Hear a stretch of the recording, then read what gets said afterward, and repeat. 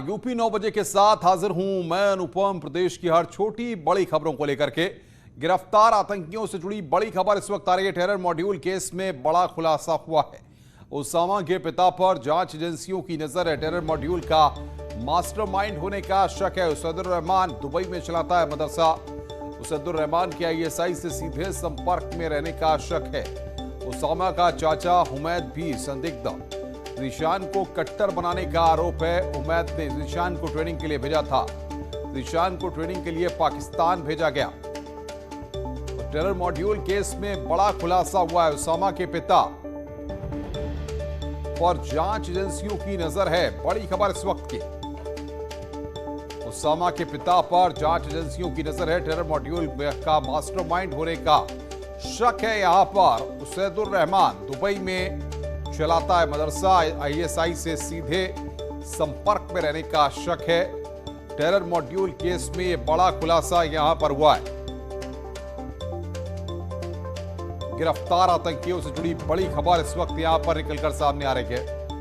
उसैदुर Rahman Dubai में मदरसा चलाता है और यहां पर ग्राफिक्स के जरिए हम आपको बता रहे हैं कि ज़ीशान को प्रयागराज से गिरफ्तार किया गया। ज़ीशान को रायबरेली से गिरफ्तार किया गया। और बातचीत करने के लिए शंकर आनंद हमारे संवाददाता हमारे साथ फोन लाइन पर जुड़ रहे हैं। शंकर, किस तरीके से कनेक्शंस जुड़ते हुए आ रहे हैं और अब जांच किस ओर है?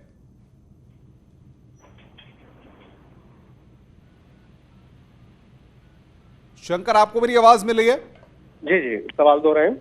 शंकर, किस तरीके से कनेक्शंस जुड़ते हुए आ रहे हैं और अब जांच किस ओर जाती दिखाई दे रही है?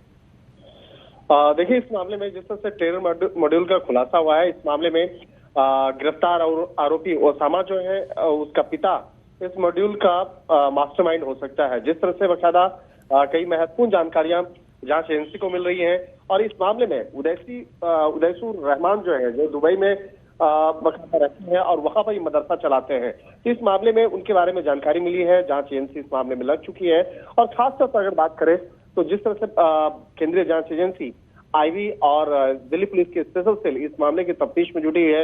हालांकि इस मामले पे जिस तरह से इनपुट मिले थे, ओसामा जो है उसके पिता दुबई में रहते हैं और वहां पर रह करके मदरसा चलाते हैं। इसके साथ ही उदैसुर रहमान के जो पिता है उसका सीधे तौर पर आतंकी संगठन के साथ में वास्ता और इसके साथ ही पाकिस्तान की जो खुफिया एजेंसी है वो आईएसआई के साथ में सीधे तौर पर संपर्क होने की एक संभावना जताई जा रही है। लिहाजा इस मामले की गंभीरता को देखते हुए स्पेशल सेल आगे की तफ्तीश कर रही है और इस मामले में ओसामा का जो चाचा है हुमैदुर रहमान, वो भी इस टेरर मॉड्यूल का हिस्सा हो सकता है।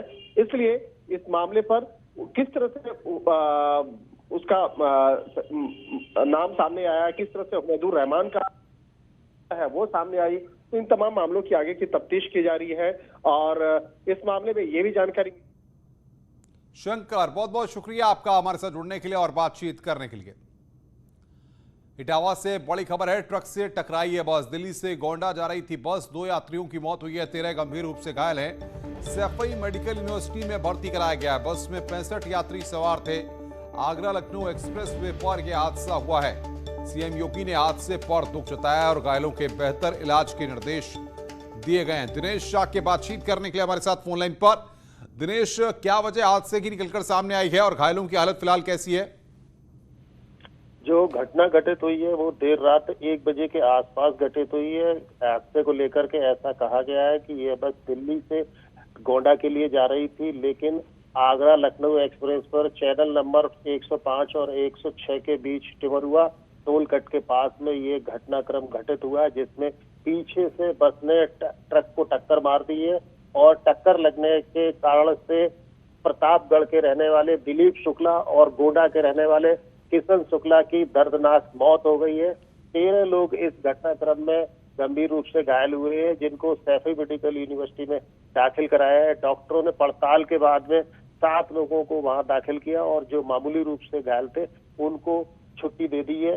तो फिलहाल इस तरीके के घटनाक्रम हुआ, लेकिन बड़ी बात यह है कि उत्तर प्रदेश के मुख्यमंत्री योगी आदित्यनाथ जी ने इस पूरे घटनाक्रम को ग्रेटर नोएडा से बड़ी खबर इस वक्त आ रही है। मॉर्निंग वॉक पर निकली छात्रा का अपहरण किया गया है। 2 बहनें मॉर्निंग वॉक पर निकली थी। बदमाशों ने एक छात्रा का अपहरण किया है। परिजनों ने दादरी रोड को जाम कर दिया है। दादरी जीटी रोड को फिलहाल जाम किया गया है। बादलपुर कोतवाली क्षेत्र की घटना है। पुलिस के अधिकारी मौके पर पहुंच गए हैं और पुलिस मामले की जांच पड़ताल में जुट गई है। ये तस्वीरें इस वक्त हम आपकी स्क्रीन पर दिखा रहे हैं। ग्रेटर नोएडा से खबर जहां पर छात्रा का अपहरण हुआ है। पुलिस अधिकारी इस वक्त मौके पर पहुंचे हुए हैं। दादरी में जीटी रोड को फिलहाल जाम किया गया है। मॉर्निंग वॉक पर निकली थी दोनों छात्राएं। बादलपुर कोतवाली क्षेत्र की यह घटना है।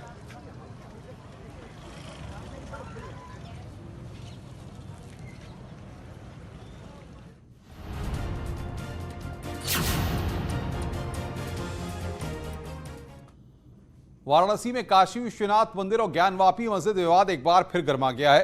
1991 से चल रहे मुकदमे के हाईकोर्ट में पहुंचने के बाद वाराणसी सिविल जज सीनियर डिवीजन कोर्ट में 3 नई याचिका आई हैं, जिस पर आज सुनवाई होनी है। 3 याचिकाओं में पहली याचिका महादेव के नंदी की ओर से दी गई है, जिसमें ज्ञानवापी में पूजा की अनुमति मांगी गई है। साथ ही पूरे ज्ञानवापी परिसर को हिंदुओं को सौंपने की मांग की गई है।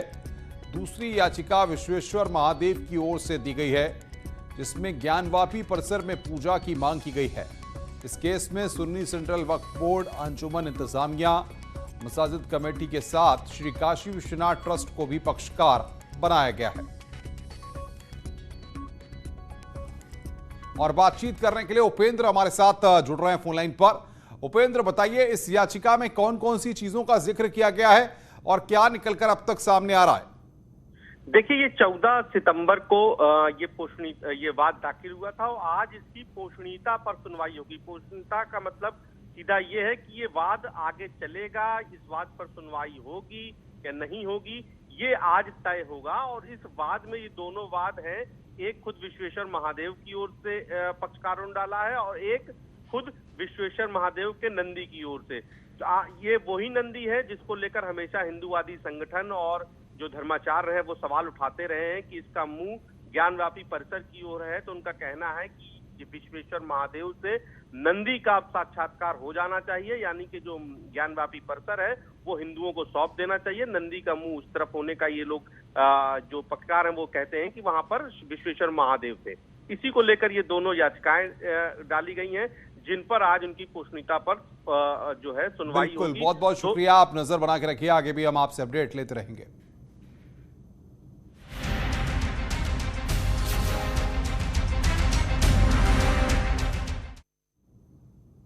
योगी सरकार ने किसानों पर पराली जलाने को लेकर दर्ज केस वापस लेने का आदेश जारी किया है।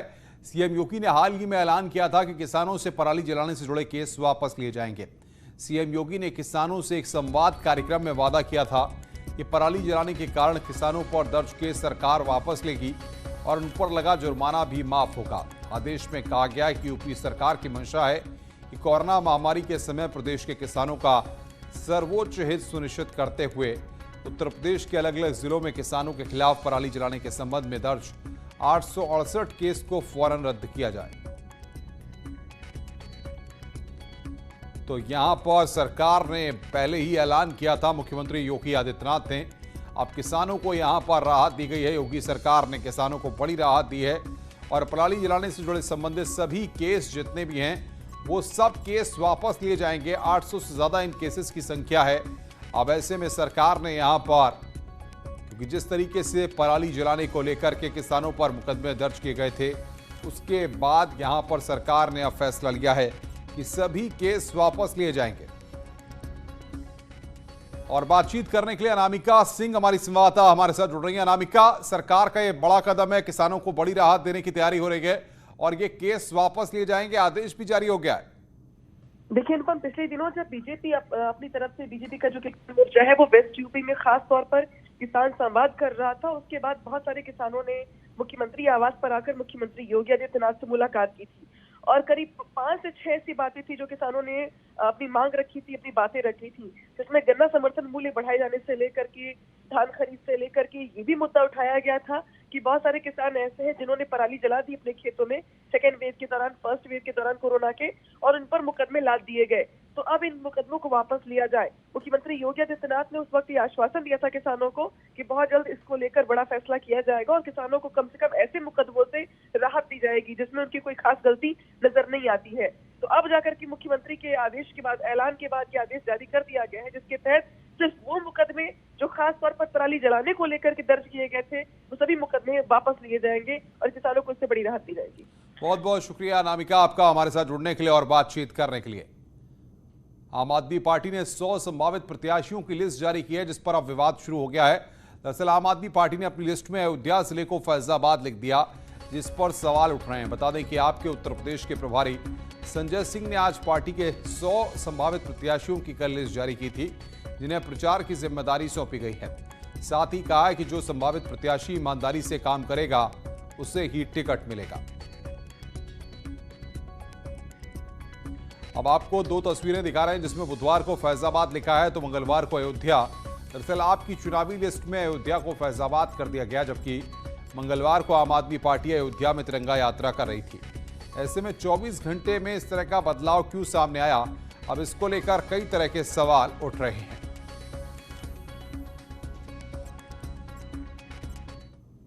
खबरें और भी हैं, फिलहाल रुक रहे हैं एक ब्रेक के लिए। ब्रेक के बाद जल्द हाजिर होते हैं। कहानी संघर्ष की, कहानी उत्कर्ष की, कहानी एक ऐसी शख्सियत की जो गरीबी और गुमनामी के अंधेरों से निकलकर बना विश्व के सबसे बड़े लोकतंत्र का नायक। कौन है ये व्यक्ति? मैं नरेंद्र दामोदर दास मोदी।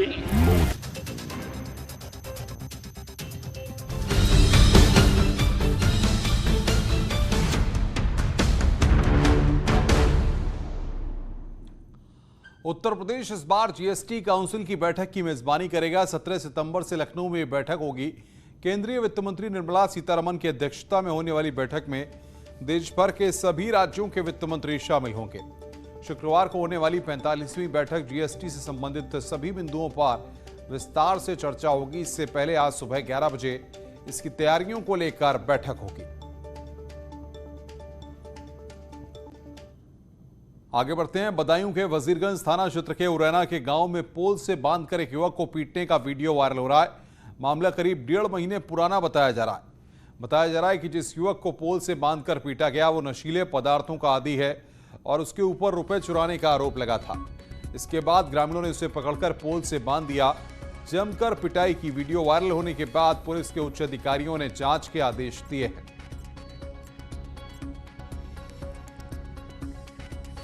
तो ग्रामीणों ने पोल से बांधकर पीटा। यह तस्वीर हम आपको दिखा रहे हैं। बदायूं की रुपए चोरी के आरोप में यहां पर इस युवक की पिटाई की गई है। नशे का आदी युवक को बताया जा रहा है।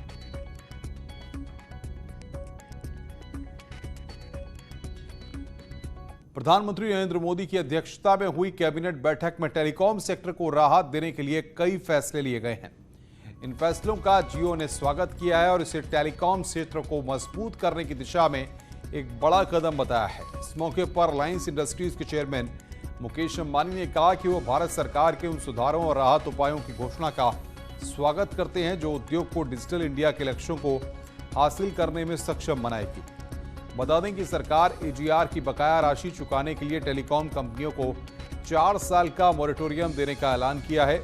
इसके अलावा सरकार ने एजीआर में ब्याज को कम करके 2% सालाना कर दिया है। साथ ही इस पर लगने वाली पेनल्टी को भी खत्म कर दिया है। सरकार ने टेलीकॉम सेक्टर में एफडीआई को भी आसान कर दिया है और सिम लेने या पोस्टपेड से प्रीपेड कराने जैसे कामों के लिए डिजिटल केवाईसी को भी मान्यता दे दी है।